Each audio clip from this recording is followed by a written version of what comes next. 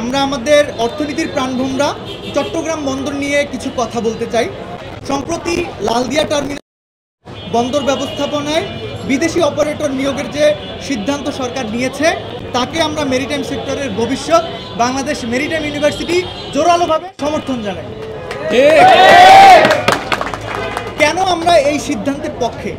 কারণ আমরা আবেগ দিয়ে নয়, আমরা বিচার করছি অর্থনৈতিক প্রজ্ঞা এবং বাস্তবতা দিয়ে। প্রথমত সার্বভৌমত্বের প্রশ্ন, যে বিষয়টি সবচেয়ে বেশি আসছে।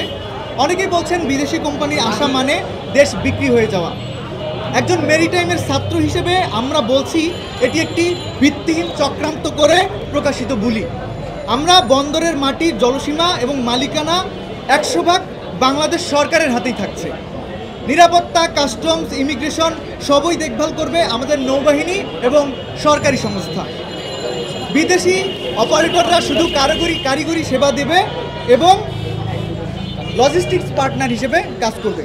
আমরা শুধু ঘর গোছানোর জন্য দক্ষ লোক নিয়ে আসছি। দ্বিতীয়ত এফিসিয়েন্সি এবং দক্ষতার বিষয়ে যদি আসি, আমরা ক্লাসরুমে পড়ি পোর্ট ম্যানেজমেন্ট, সমুদ্র, মেরিটাইম ল, এইসব বিষয়গুলো নিয়ে, আরও বিভিন্ন বিষয় নিয়ে। বর্তমানে সনাতন পদ্ধতিতে আমাদের বন্দরে একটি জাহাজ খালাস করতে 7 থেকে 12 দিন পর্যন্ত সময় লেগে যায়। অথচ আধুনিক গ্যান্ট্রিকেন অটোমেশন প্রযুক্তি ব্যবহার করে বিদেশি অপারেটররা এই কাজ 18 থেকে 24 ঘন্টার মধ্যেই করে ফেলতে পারে।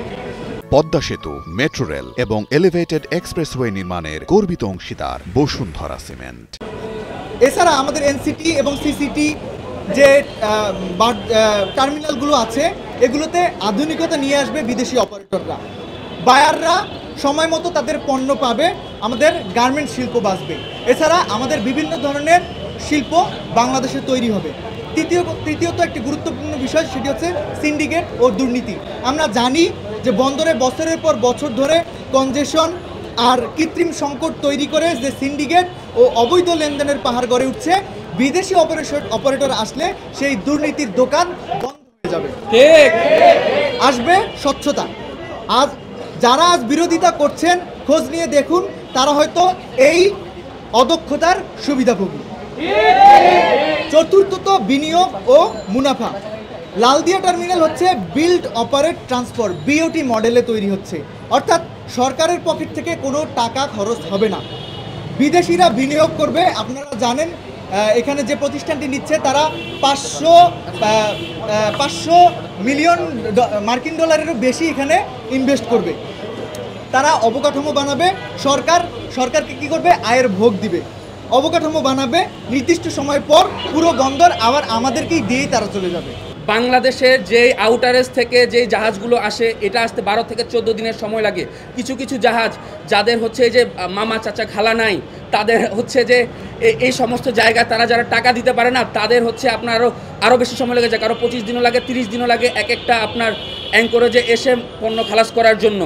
এবং আপনার এই যে জিনিসগুলো হচ্ছে, এইখানে অনেকেই অনেকভাবে সুবিধা ভোগ করতেছে, যার জন্য তারা দেখবেন যে যখন বিদেশি কোম্পানি রাস্তা উন্নয়ন করে, বিদেশি কোম্পানি যখন পদ্মা সেতু উন্নয়ন করে, বিদেশি কোম্পানি যখন কোনো কিছু উন্নয়ন করে, সেইখানে কখনো তারা বাধা দেয় না। যখন এই পোর্ট নিয়ে কেউ কোনো ধরনের কোনো কিছু করে, সেই 2017 থেকে 2007 থেকে পরে 2020, 2023, 2024 ইভেন এখনও পর্যন্ত আমরা দেখতেছি তাদের শুধুমাত্র পোর্ট নিয়ে হেডেক, আর অন্য কোনো কিছু বাংলাদেশের অন্য কোনো কিছু নিয়ে তাদের হেডেক নাই।